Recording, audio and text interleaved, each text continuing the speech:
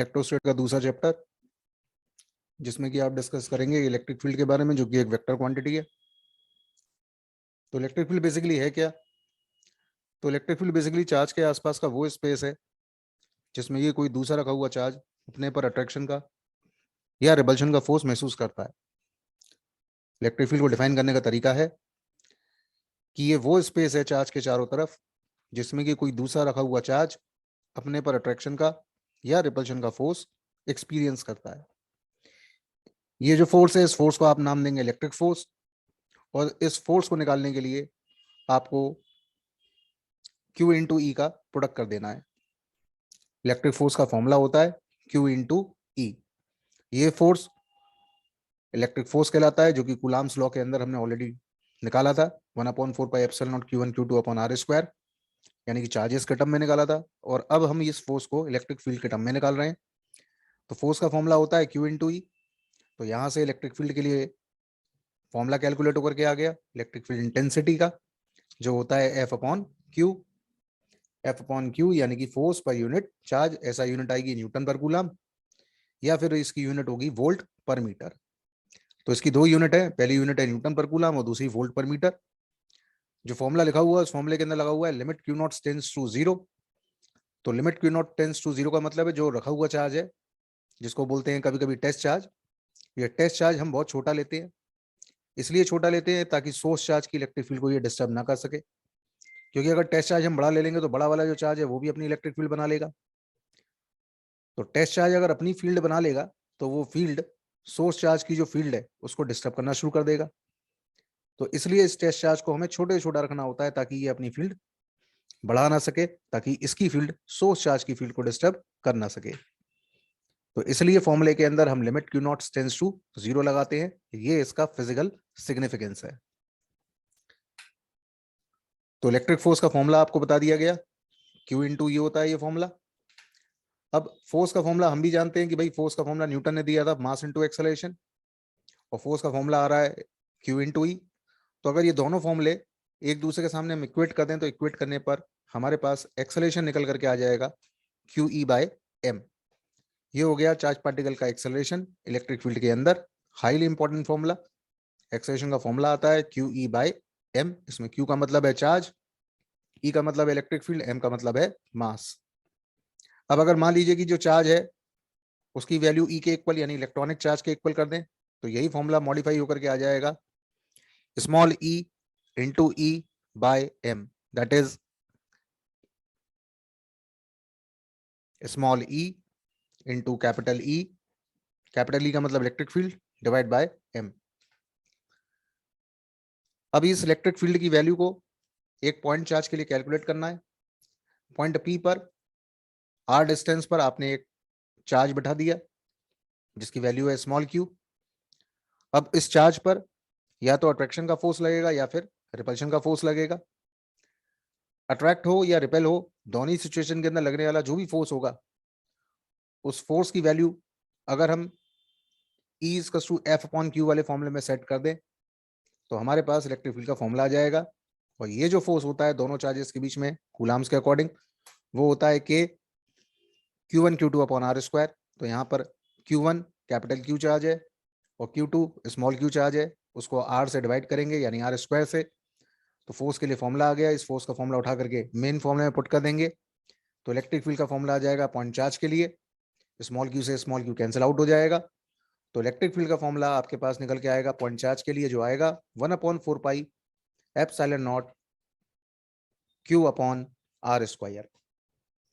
तो ये आ गया इलेक्ट्रिक फील्ड का फॉर्मूला पॉइंट चार्ज के लिए, जो होता है 1/4 epsilon naught q upon R square. जो फॉर्मूला आ रहा है उसमें साफ पता चल रहा है कि इलेक्ट्रिक फील्ड इनवर्स जाती है आर स्क्वायर के पॉइंट चार्ज के लिए। स्पेशली पॉइंट चार्ज के लिए इलेक्ट्रिक फील्ड इनवर्सली प्रोपोर्शनल होती है आर स्क्वायर के। क्वेश्चन सॉल्व करने के लिए इंप्लाई कर देंगे E1 अपॉन E2 का रेशियो R2 अपॉन R1 का होल स्क्वायर।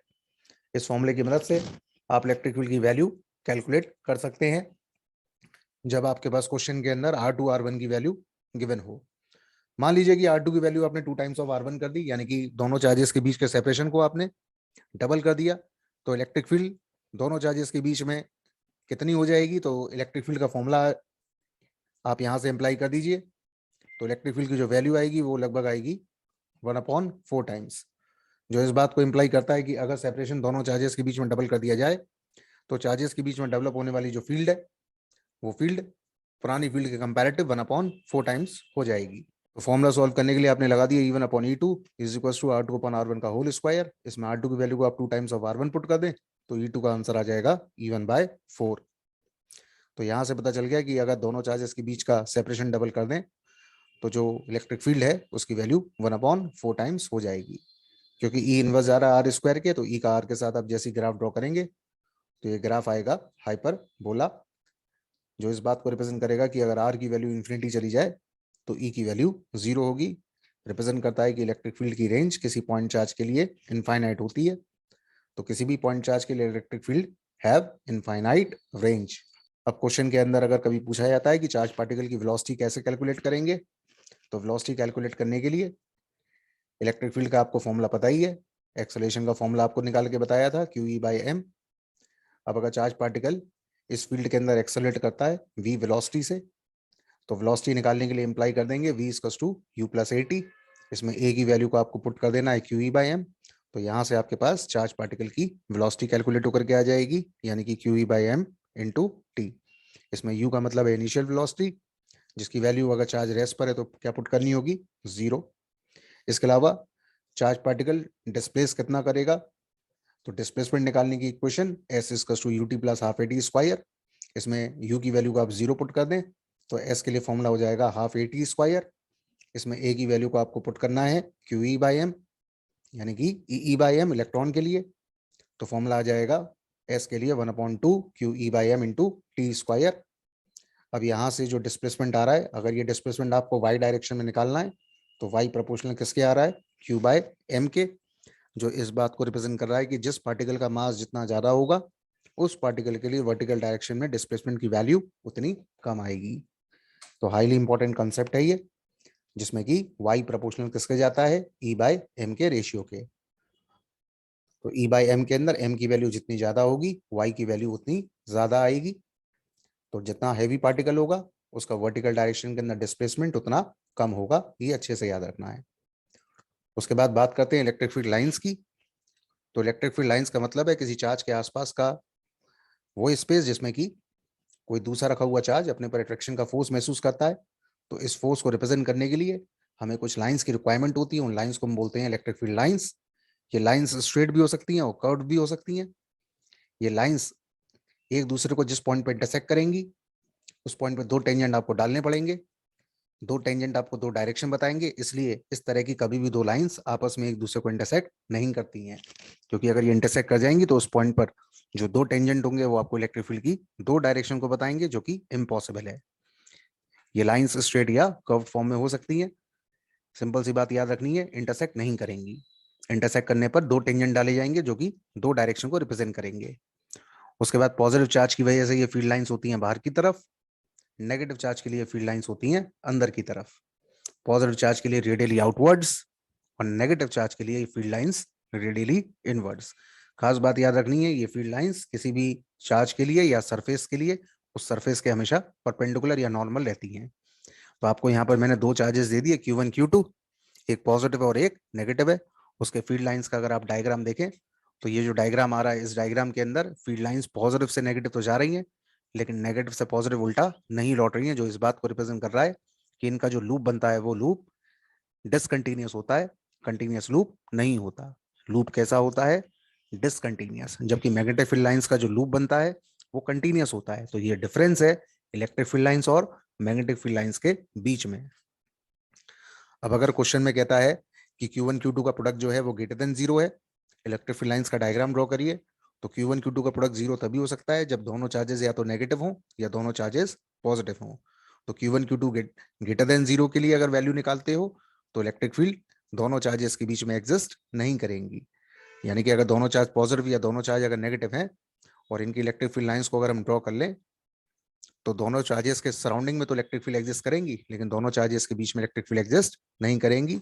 इन दोनों चार्जेस के बीच में एक पॉइंट ऐसा जरूर होगा जहां पर कि इलेक्ट्रिक फील्ड की नेट वैल्यू होगी 0। वो पॉइंट कहलाता है न्यूट्रल पॉइंट। तो न्यूट्रल पॉइंट का मतलब है नेट इलेक्ट्रिक फील्ड की वैल्यू उस पॉइंट पर क्या रखनी है, 0। This is the mean of neutral point. इसके अलावा इलेक्ट्रिक फील्ड लाइंस अगर एक दूसरे के पैरेलल हैं तो फील्ड कहलाएगी यूनिफॉर्म इलेक्ट्रिक फील्ड, और अगर एक दूसरे के पैरेलल नहीं है तो फील्ड कहलाएगी non uniform electric field. Uniform electric field का मतलब ये भी है कि हर पॉइंट पे इलेक्ट्रिक फील्ड की वैल्यू सेम होनी चाहिए, चाहे किसी भी पॉइंट पे निकाल लो। जबकि नॉन यूनिफॉर्म इलेक्ट्रिक फील्ड का मतलब है कि अलग अलग पॉइंट्स पे इलेक्ट्रिक फील्ड की वैल्यू अलग अलग होगी। जैसे कि दो पॉइंट्स पर इलेक्ट्रिक फील्ड की वैल्यू अगर सेम नहीं आती है तो वो नॉन यूनिफॉर्म है, और हर पॉइंट पे अगर सेम आती है तो वो यूनिफॉर्म है। तो अगर मुझे ये कैलकुलेट करना है कि इलेक्ट्रिक फील्ड के अंदर, नॉन यूनिफॉर्म इलेक्ट्रिक फील्ड के अंदर इलेक्ट्रिक फील्ड की वैल्यू कहाँ ज्यादा कहाँ कम है, तो जितने एरिया के अंदर लाइनें आपको पास पास दिख रही हैं वहां पर फील्ड आपको स्ट्रॉन्ग बतानी है, और जितने एरिया के अंदर फील्ड लाइंस आपको दूर दूर दिखाई दे रही हैं वहां पर फील्ड वीक होगी।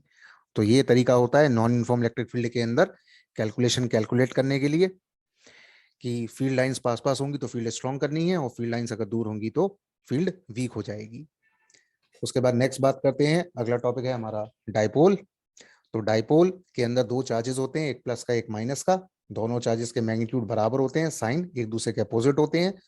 तो अगर दोनों चार्जेस को कंसिडर करें डाइपोल के, तो जैसे एग्जांपल ले लिया +-5 कूलम।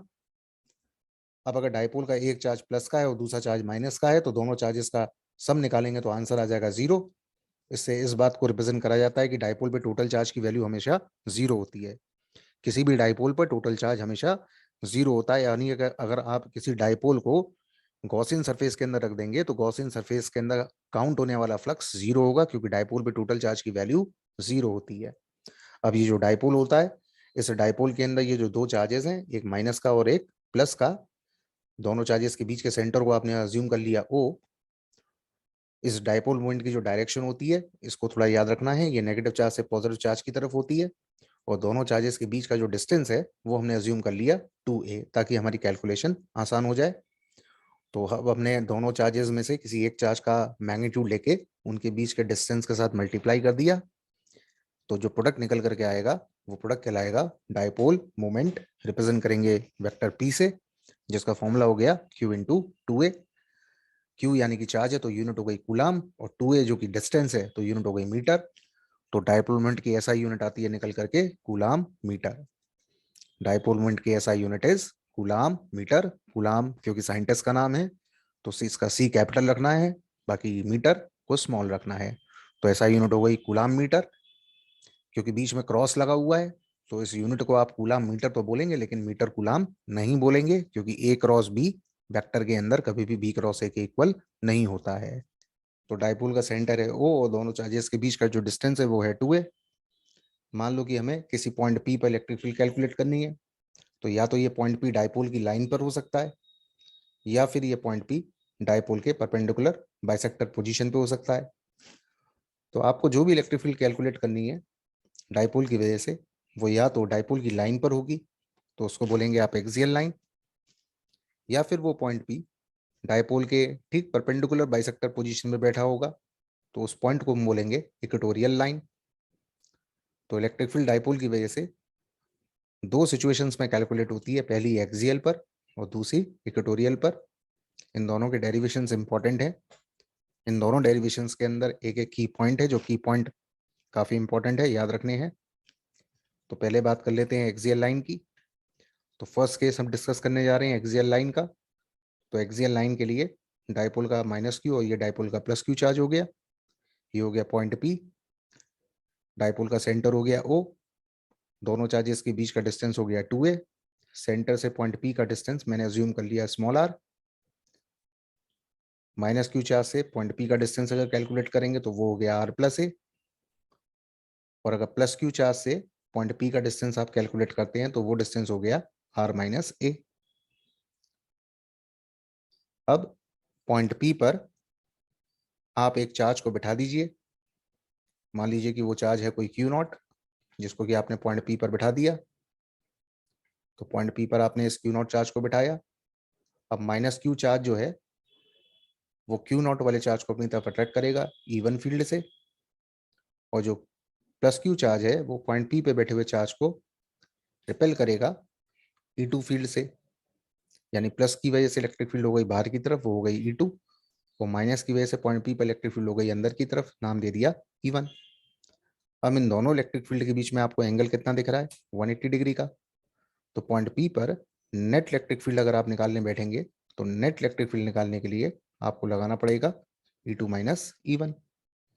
अब E1 और E2 की दोनों इंडिपेंडेंट वैल्यूज कैलकुलेट कर लीजिए। तो E1 जो है वो माइनस क्यू चार्ज की वजह से पॉइंट पी पर इलेक्ट्रिक फील्ड है, जिसका कि डिस्टेंस है R प्लस है। अप्लाई कर दीजिए पॉइंट चार्ज का रिलेशन जो बताया था के क्यू अपॉन डिस्टेंस का स्क्वायर। तो डिस्टेंस हो गया R माइनस ए का स्क्वायर कर दीजिए। तो E1 की वैल्यू आ गई के Q upon R minus A का होल स्क्वायर। ये वैल्यू आ गई E1 की, पहली इक्वेशन हो गई है। अब ऐसे ही आप E2 की वैल्यू कैलकुलेट करिए। तो E2 की वैल्यू कैलकुलेट करने के लिए आप इंप्लाई करिए के Q upon R minus A का होल स्क्वायर। अब नेट इलेक्ट्रिक फील्ड निकालने के लिए आप दोनों फील्ड का ले लीजिए डिफरेंस। तो बड़ी फील्ड में से छोटी फील्ड को माइनस कर लीजिए। E2 बड़ा है, E1 छोटा है। तो E2 माइनस E1 जैसे आप करते हैं तो E2 E1 दोनों की वैल्यू पुट करिए, दोनों में से कॉमन आ गया के क्यू। अब अंदर क्या रह गया, 1 अपॉन R माइनस ए का whole square minus 1 upon R plus A का होल स्क्वायर। तो ये आ गई आपके पास इलेक्ट्रिक फील्ड की वैल्यू पॉइंट पी पर। अब इस इक्वेशन को आप सॉल्व करना शुरू करें। तो सॉल्व करने के बाद एलसीएम लेंगे तो ऊपर आ जाएगा 4AR और नीचे बचेगा R square minus A square का होल स्क्वायर।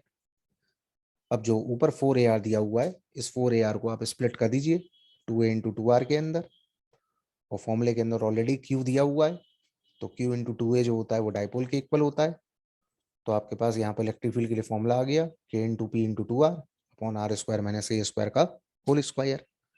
तो ये आ गई आपके पास इलेक्ट्रिक फील्ड की वैल्यू निकल करके। एक्सियल लाइन पर फॉर्मूला है K into P into 2R upon R square minus A square का whole square. Highly important formula over the axial line of the electric dipole. Unit आएगी newton per coulomb. और इस electric field की जो direction होती है वो direction होती है डाइपोल के पैरेलल में।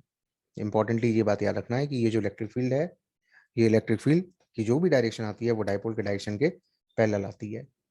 तो हमने जो फॉर्मूला निकाला है वो फॉर्मूला है ई का K into P into 2R upon R square minus A square का होल स्क्वायर। अब यहाँ से आपको एक सिंपल चीज जो करनी है वो ये कि शॉर्ट डाइपोल की कंडीशन लगानी है। तो शॉर्ट डाइपोल का मतलब होता है R very very greater than A है। तो नीचे से जो ए स्क्वायर वाला फैक्टर है वो नेग्लिजिबल हो जाएगा।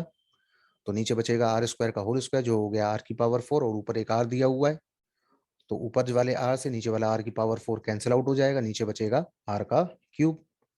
तो नीचे बचेगा R का क्यूब। तो फॉर्मूला आ जाएगा 1K के इलेक्ट्रिक फील्ड का K into 2P upon R cube, that is 1 upon 4 pi epsilon not 2P upon R cube Newton per coulomb. तो ये आ गया है एक्सियल लाइन पर इलेक्ट्रिक फील्ड का इंपॉर्टेंट फॉर्मूला इलेक्ट्रिक डाइपोल की वजह से।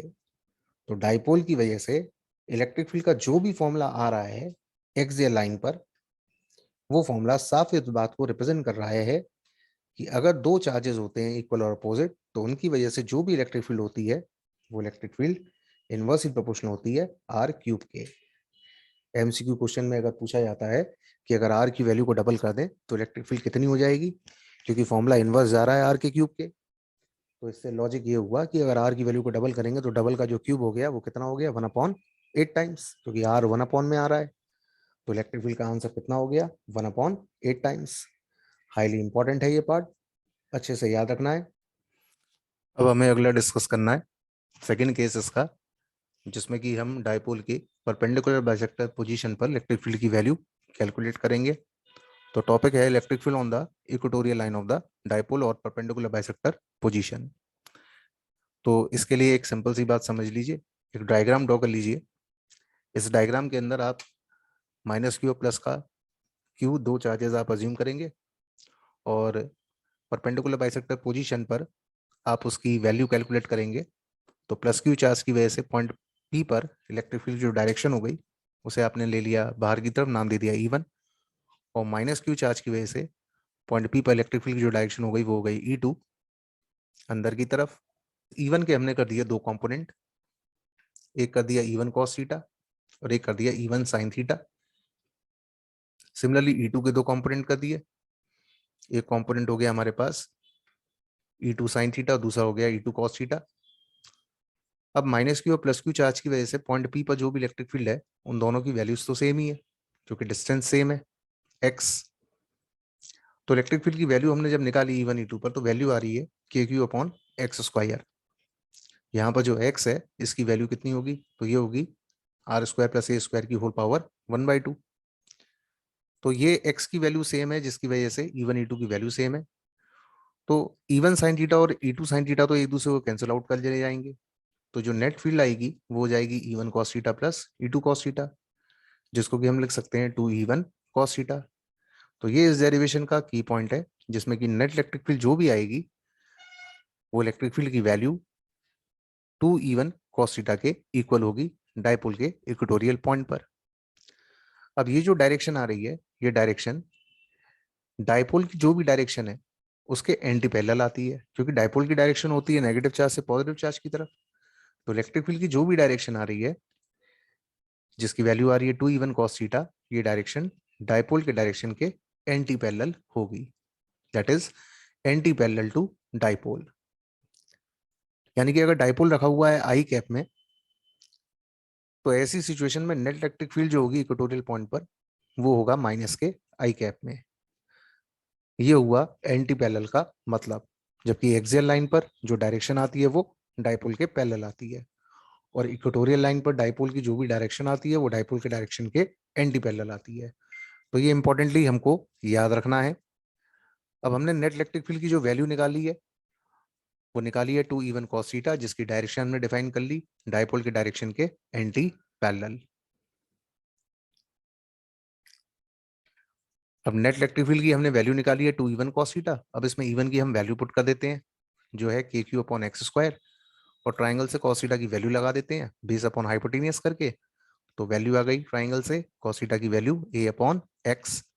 इस पूरी इक्वेशन को बस अब हमें सॉल्व करना है और x की वैल्यू को डाल देना है। तो सॉल्व करने पर वैल्यू कितनी आ गई, तो वैल्यू आ गई के क्यू इंटू ए और नीचे हो गया एक्स का क्यूब। अब इस पूरे फॉर्मूले के अंदर क्यू इंटू टू ए वापस आ रहा है, और क्यू इंटू टू ए हम जानते हैं कि डायपोल मोमेंट के इक्वल होता है।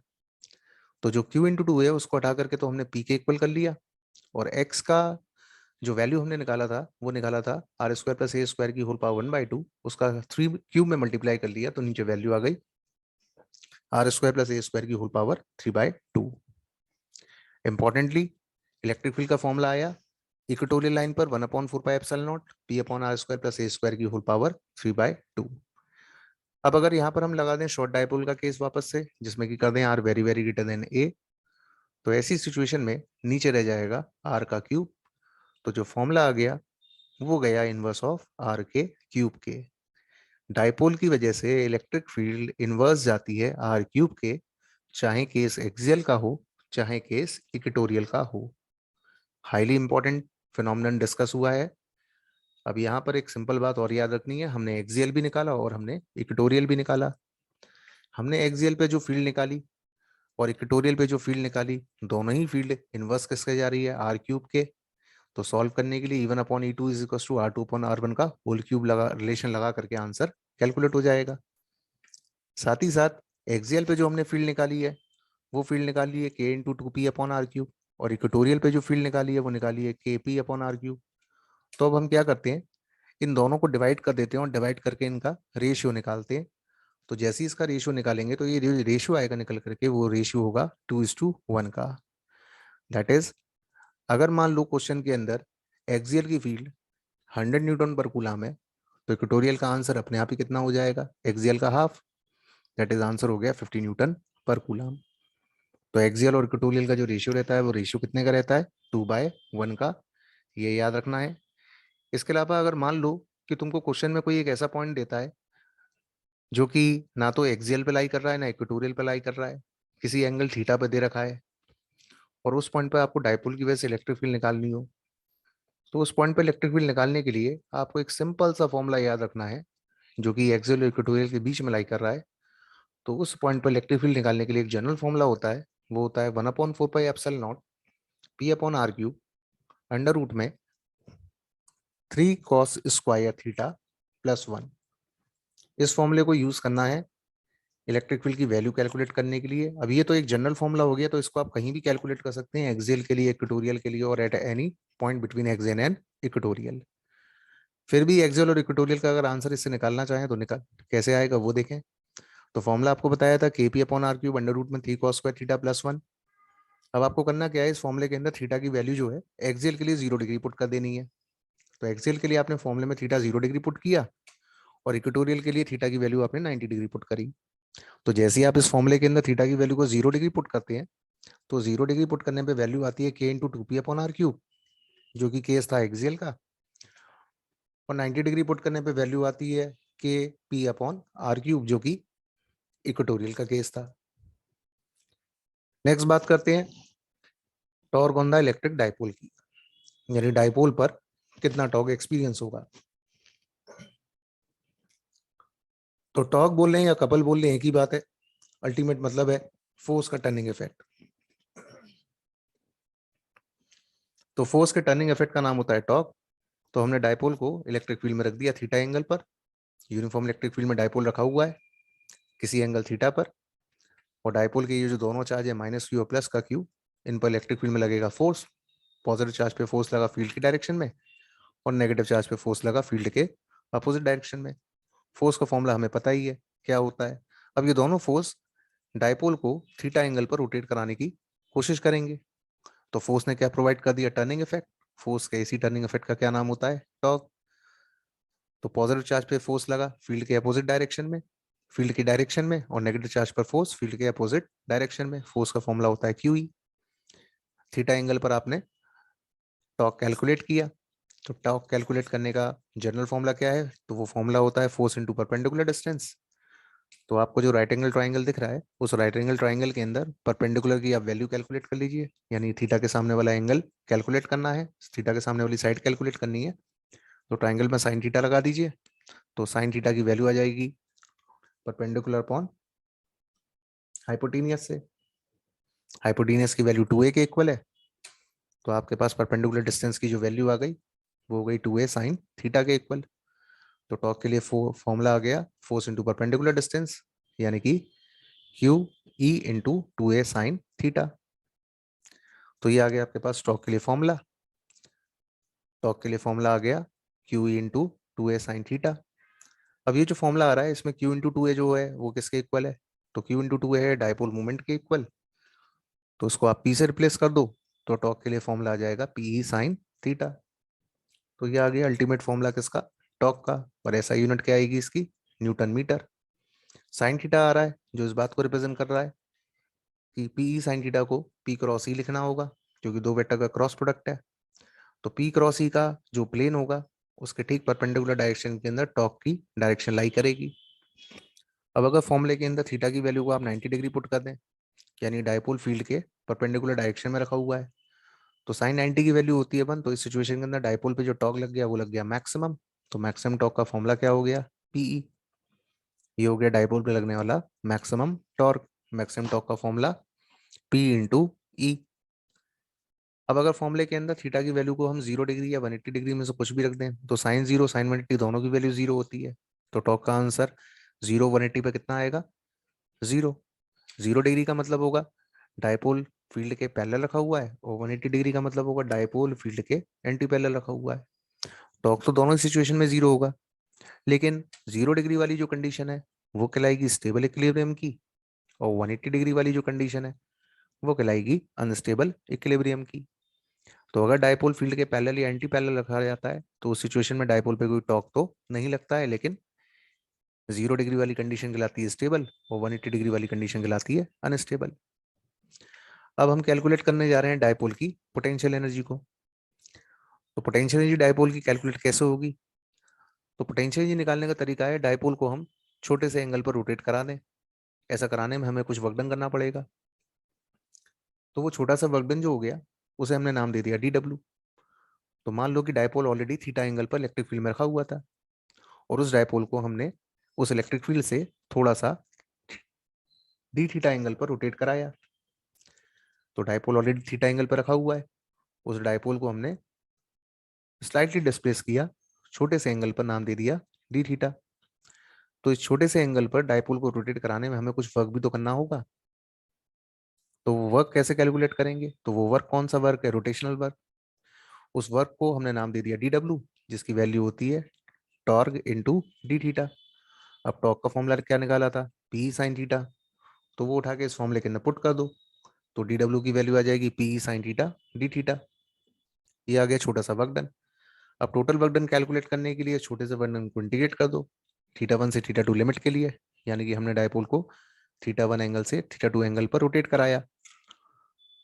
तो इंटीग्रेट किया P sign theta D theta को, इंटीग्रेशन में से पी बाहर आ गया और सिस्टम पे किया गया वर्क रिप्रेजेंट कर देगा सिस्टम की पोटेंशियल एनर्जी को। तो डब्ल्यू को रिप्लेस कर दिया यू से, पी इंटीग्रेशन से बाहर आ गया और साइन थीटा डी थीटा का इंटीग्रेशन हो गया माइनस का कॉस थीटा।